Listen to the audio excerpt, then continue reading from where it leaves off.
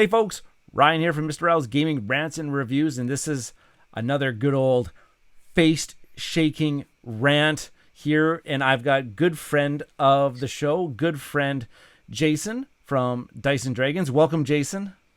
Thanks for having me, Ryan. Yeah, absolutely. I'll have links down below to Jayson's YouTube and Twitter accounts. Jayson does fantastic board gaming content. It's been great getting to know him as a friend over the past couple years, and I've been on his show. We do Kickstarter Excess or Values with the Meeple Dungeon, Rob and Anna Marie, which are fantastic. And if you pay very close attention, we are wearing the same shirts in one of the videos because we are recording this right after one of those episodes. So kind of a little Easter egg there. But they don't want to learn about the behind the scenes. Well, maybe they kind of want to learn about the behind the scenes because, Jayson, what would you like to rant about today? I'd like to rant about, I'm going to actually just preface this a little bit more. Oh, sure, yes. Your mother taught you that if you don't have anything nice to say, you probably shouldn't say it.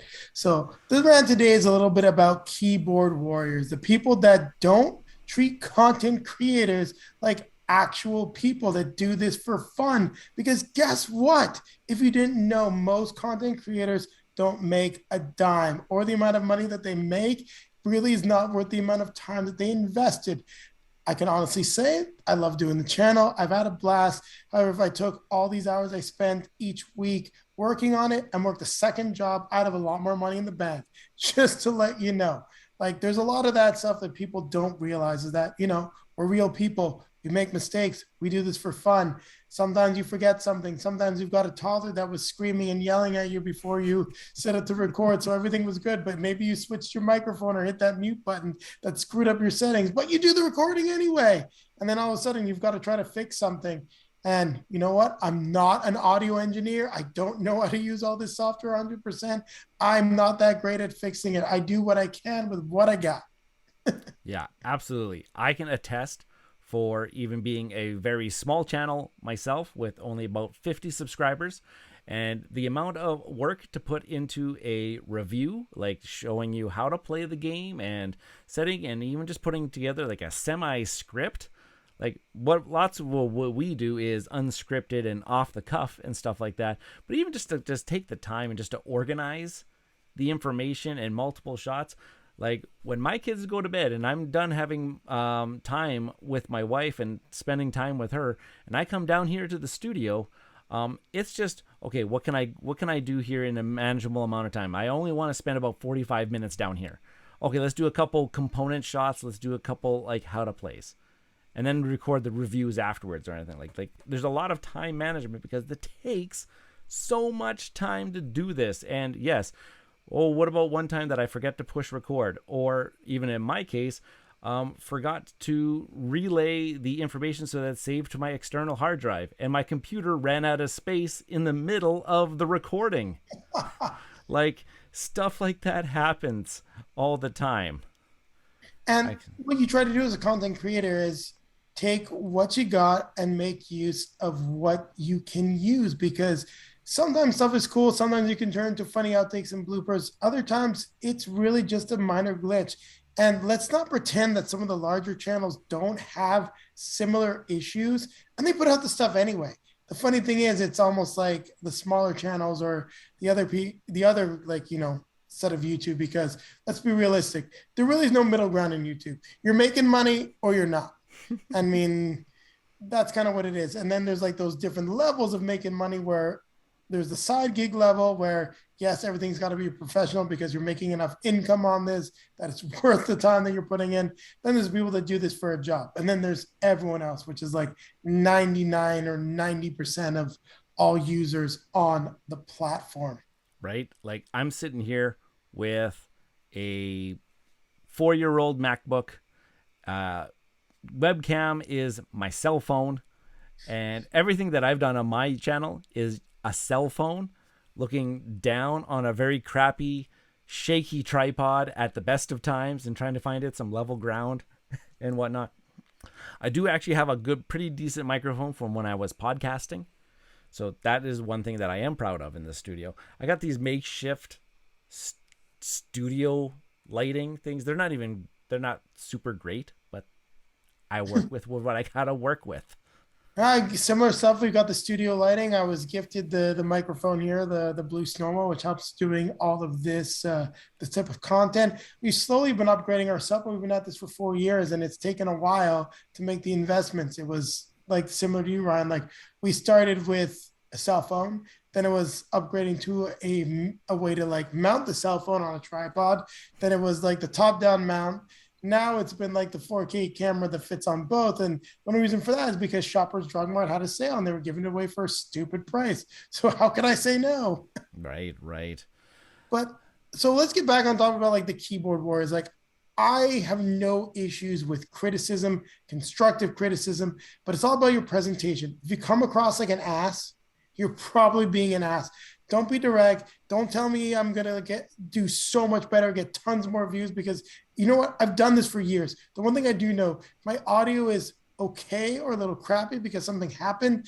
Even if I spend 10 hours fixing it, it's not gonna get 1,000 views. That's like the YouTube algorithm. That's this, that's that. Like, so a lot of the positive feedback, the constructive feedback about negative things that happen, great. Appreciate it.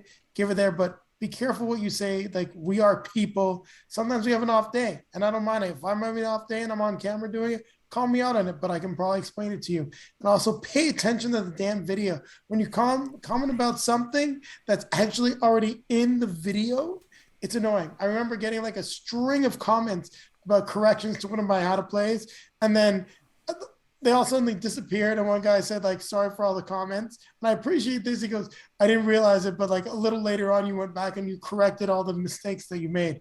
Because the one thing people don't realize when you're doing a playthrough, sometimes stuff just slips your mind. Right. You're trying to talk to the camera, you're trying to animate, you're trying to do all this sort of stuff.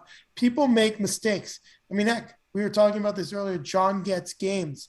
Like, this is what he does. He's got Klingon subtitles that aren't actually Klingon just for corrections. Right. Right. And he does it for a living. Yes. And I can attest to this one too. Rob from the Meeple Dungeon and I did a playthrough of Ashes Reborn. Very involved dueling card game. Lots of rules. We hadn't played it in a while. We were playing two brand new decks that we had no experience with. And we made a playthrough video of it anyways. And when I posted it out there and I said, I better make sure that now the editing afterwards, putting in the Klingon subchannel and catching all of the rules mistakes that we did and everything like that, that took me probably equivalent to a day to edit in. Find the mistakes, type them out, make sure they appear properly and everything like that. And then I posted it. I even advertised it on like an Ashes Reborn Discord.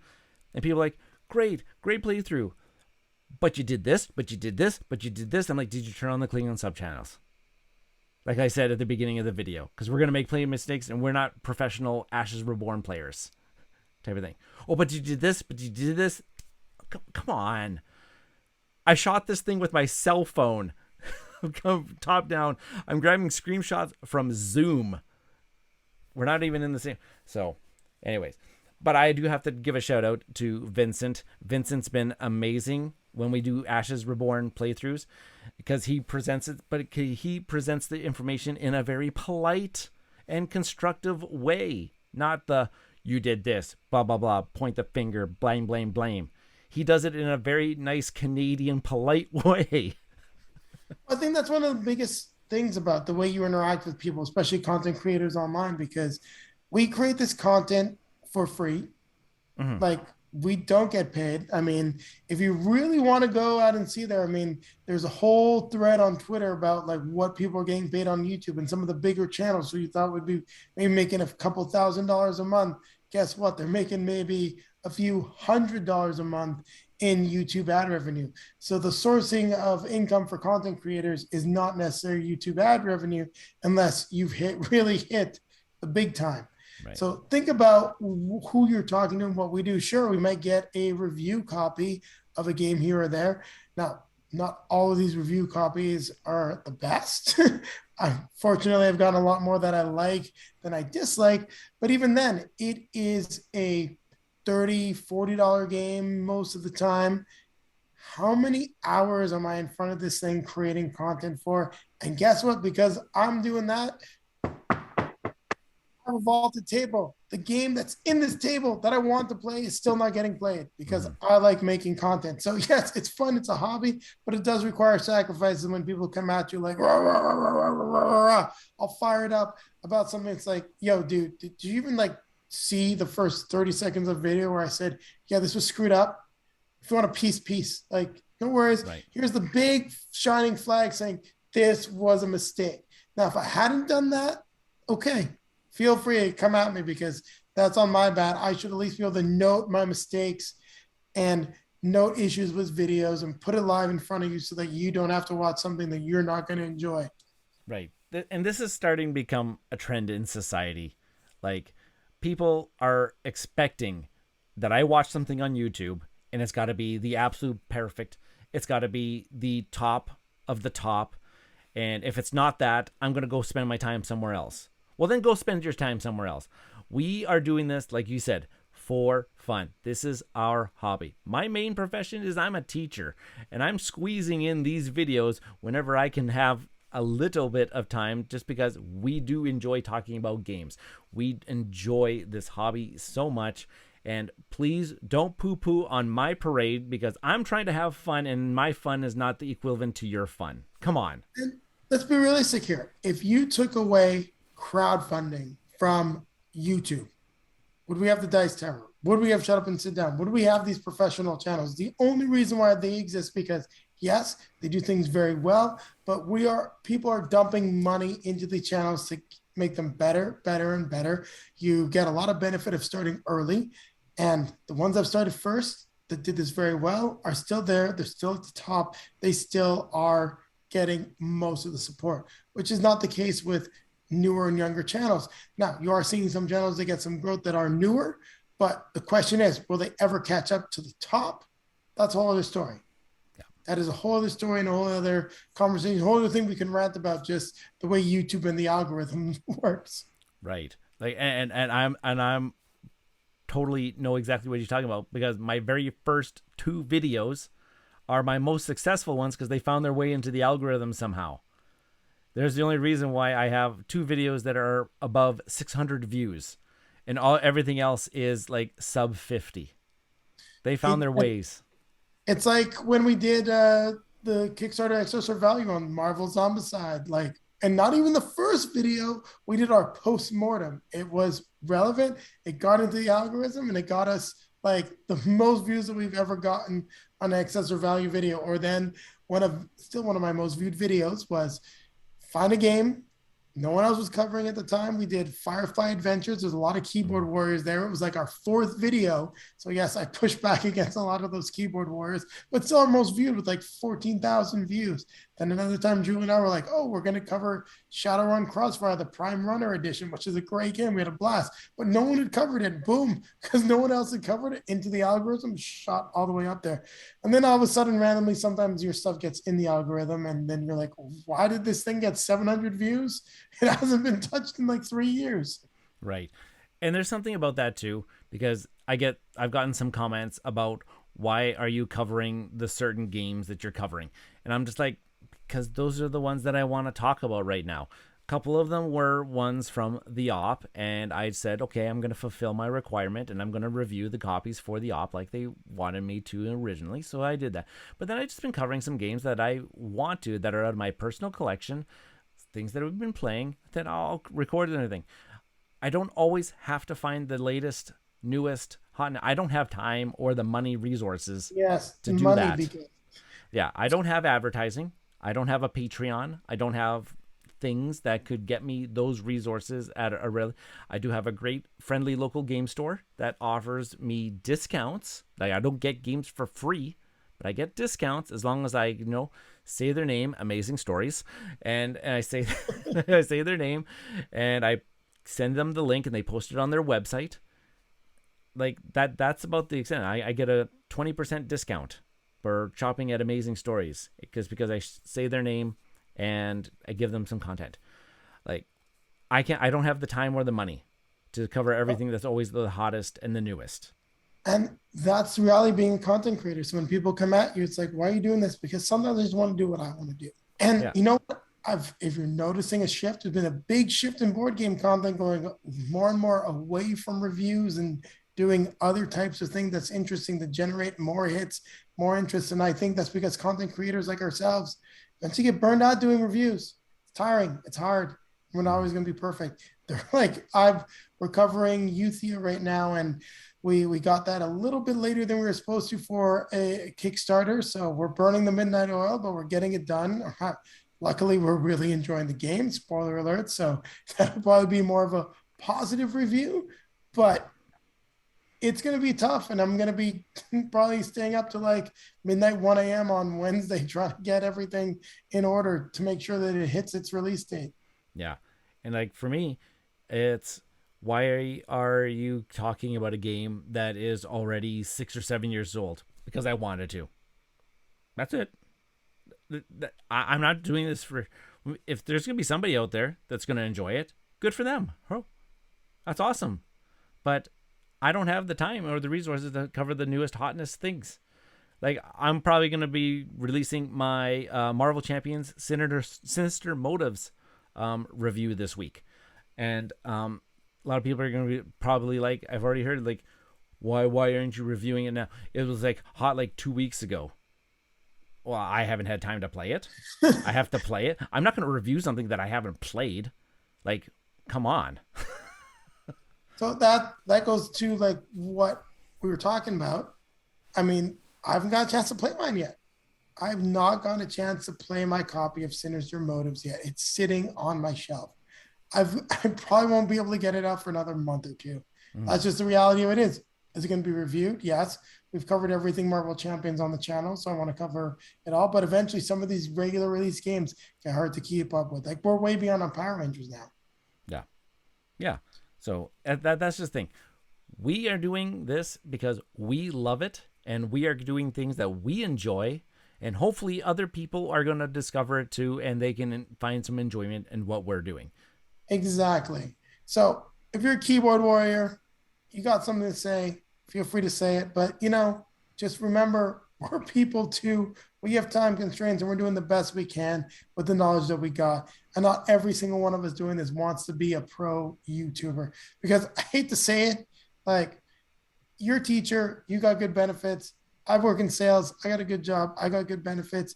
It would take a lot to get me to do this full time. Right. Oh, absolutely. Um, I've always asked, are you ever gonna work at Amazing Stories? Could you ever work at the game store? As long as the game store can match my current salary and my current benefits, 100%. But that ain't reality. Well, thanks for having me on for this rant. Yeah, absolutely, Jason. Yeah, keyboard warriors, stay at home. Oh wait, that's where you are already typing all these things in your mother's In the basement. basement. Yeah, pretty much. Okay, Not as nice as mine. or mine. Well, I guess mine's trying to kind of turn into a little bit of a dungeon, but that's okay.